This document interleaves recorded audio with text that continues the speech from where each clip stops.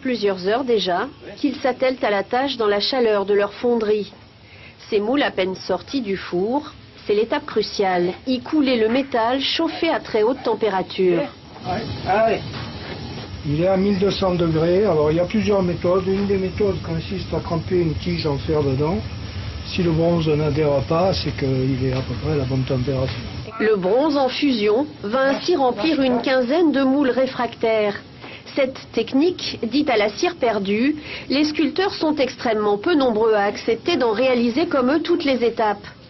Même s'ils ignorent toujours à mi-parcours dans quel état vont sortir leurs pièces de bronze, maintes fois retravaillées, les deux hommes assument la difficulté de cet art. Enfin, de dire que je comprends son pied en faisant les choses, c'est dur, quoi. C'est pas aussi évident. Mais quand même, il y a du déchet. Quand on n'imagine pas le temps qu'on a passé là, mais c'est des heures et des heures de travail, d'investissement. Mais bon, c'est peut-être ce qui en fait la valeur.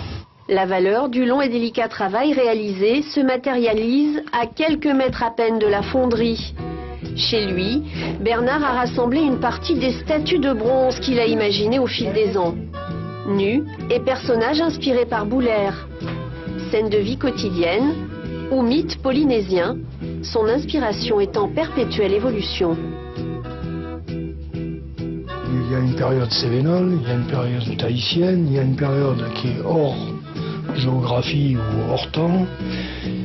J'aimerais bien m'inspirer des grands mythes. C'est un peu le cas avec Tangata Manu. C'est difficile à faire passer, quoi. Une large palette de créations, dont certaines rejoindront bientôt l'exposition collective organisée à la Maison de la Culture. 30 ans de travail, soumis pour la toute première fois au regard du grand public.